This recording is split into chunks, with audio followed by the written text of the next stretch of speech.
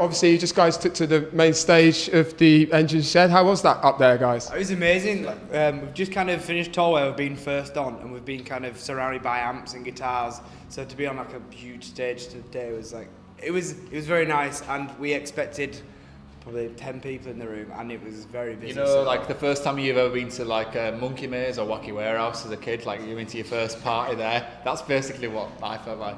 You know. So it must have been. It was a nice surprise then. Is that okay? Well, yeah, we kind of know we played the stage before once, so we kind of knew how big it was. But you know, just having all that room was I just didn't expect anyone to be there. Like it's 1 o'clock in the, 1 o'clock in the afternoon. If it was Saturday, I'd probably be making a nice lunch, maybe a salad, sitting down, maybe watching the Formula One, not understanding it, and I'm glad people came out. So.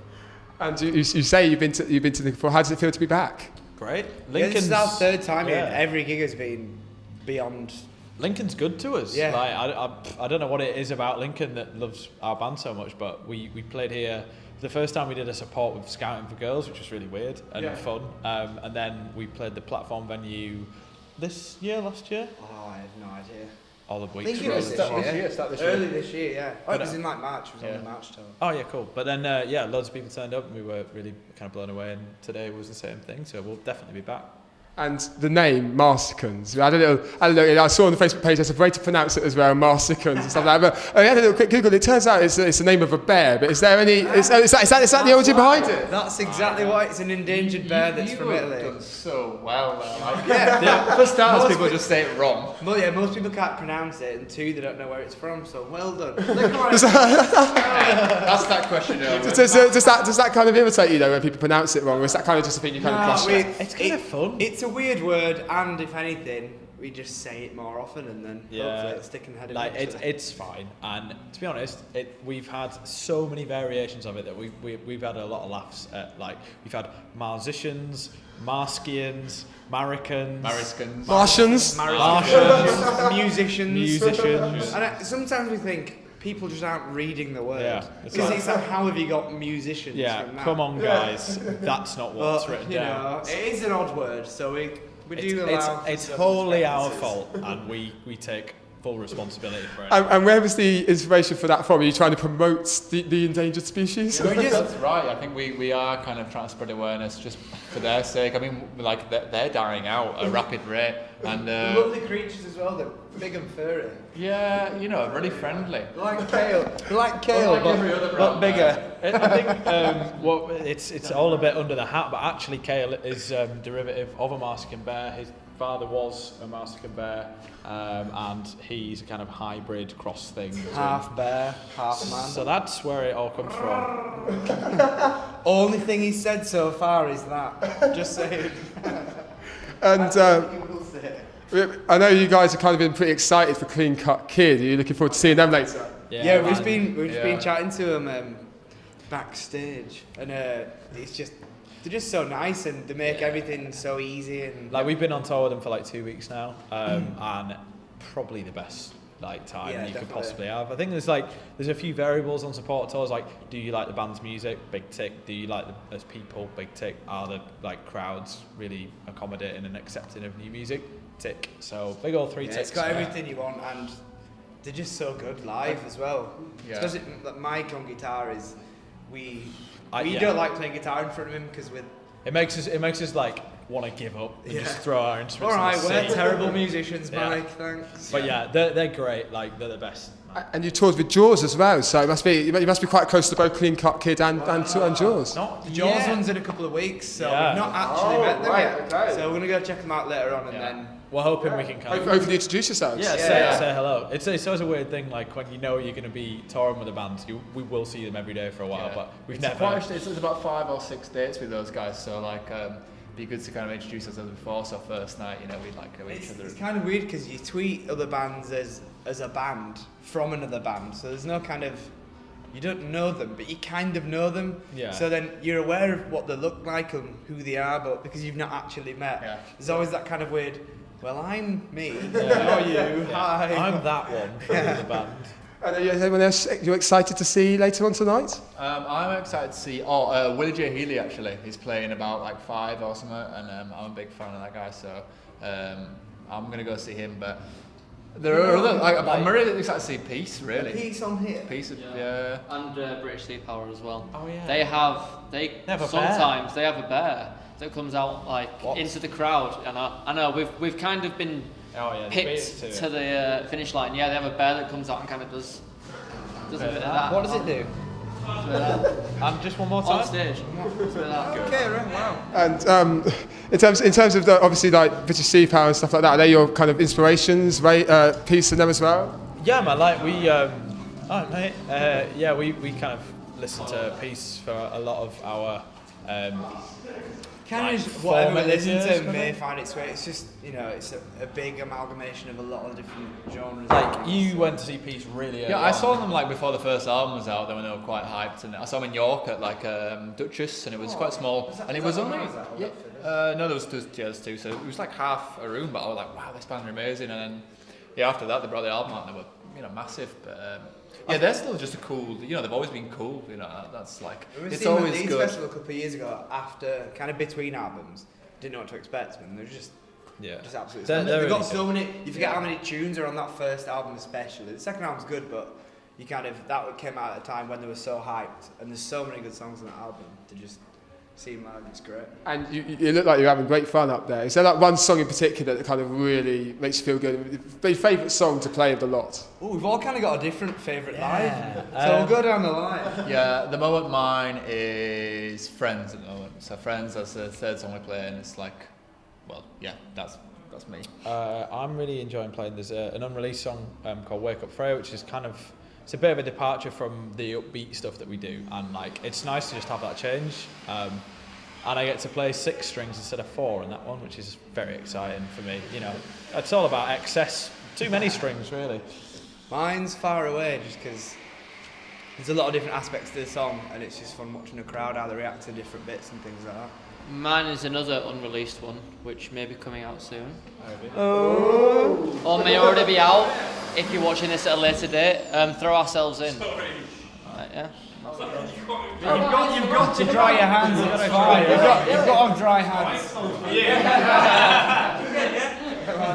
And in terms of new music, your latest single, Too Good, it was hugely successful. What was the inspiration behind that song? Well, my girlfriend's name means dream in Irish, so it was kind of that concept of being so in love with someone it's all a bit dreamlike, and then we kind of just had a riff in the room, and the song came together very quick.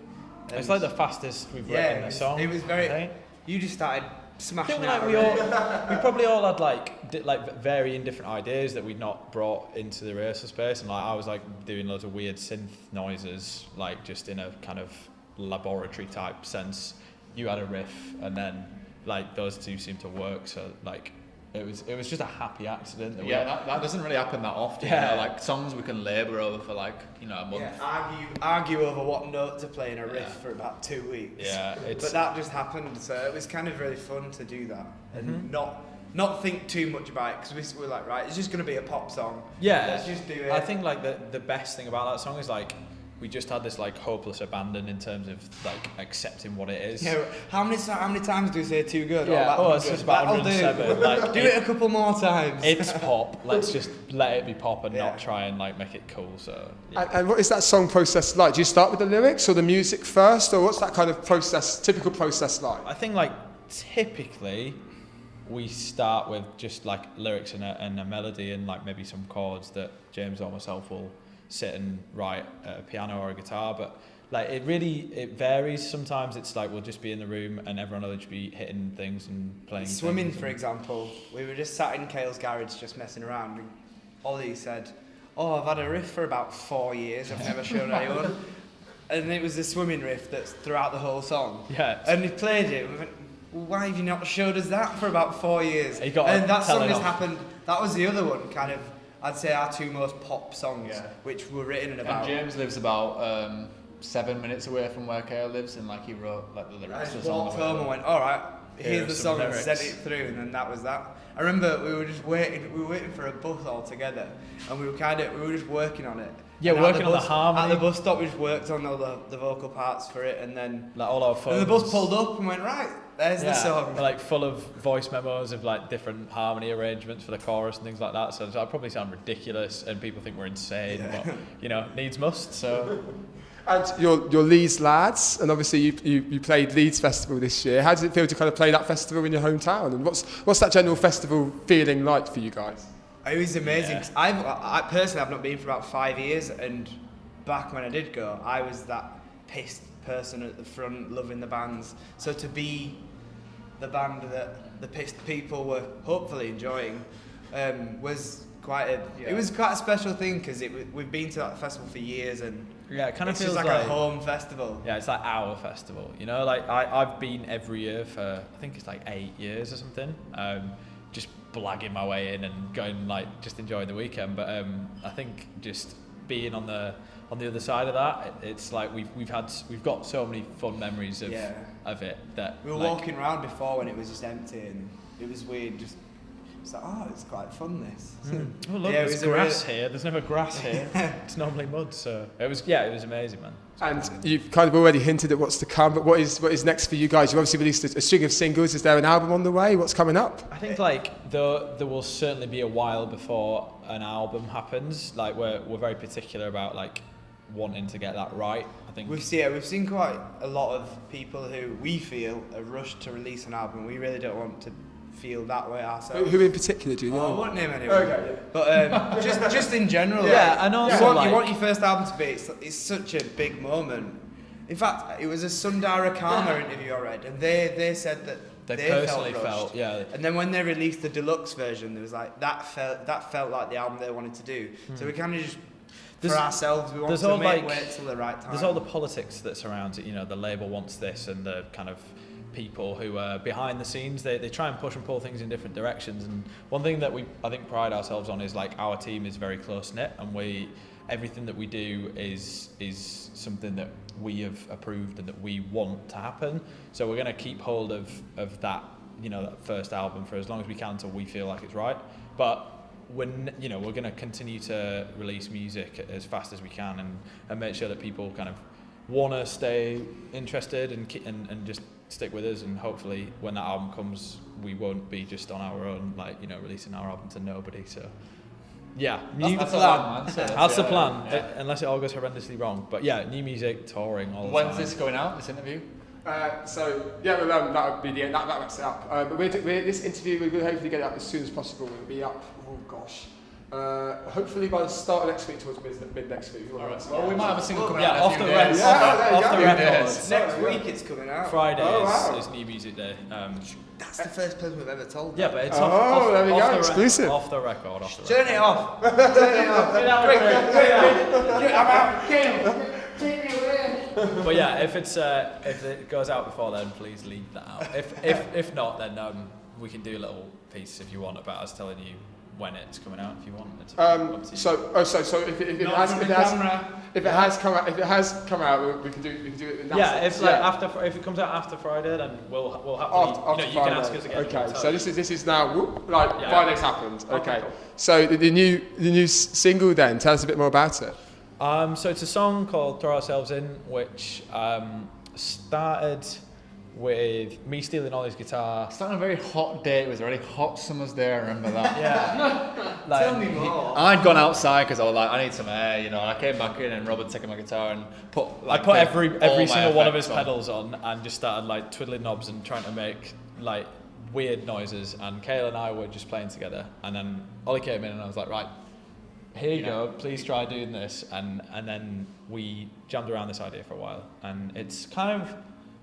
I had a chorus, knew you had some verse lyrics that we weren't using, and we everything worked, and it's a song about just it's like throwing yourself into. Yeah, it started kind of about a friend of mine who, at the time, fell in love with people very fast and maybe a little too quick. So it was kind of about that to start with, but then we kind of, you know, enlarged the idea of it and really went to town on it and made it more extreme than it actually was. It's like it's about, even if you do go and just fall into something, whether that be in love or into a career or anything that, like, any direction your life pulls you in, it's better to have done it and regretted it than never taken that leap. So it's pretty deep. To take it literally, it's just about, like, just do the things that you think might be a good idea, and you can always reflect on it later, I suppose. Yeah.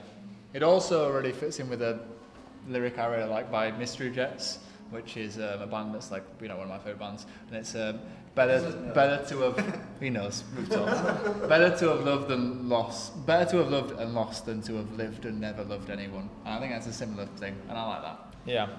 I don't know if you're aware of the work of Bill Shakespeare, but he also says something very similar.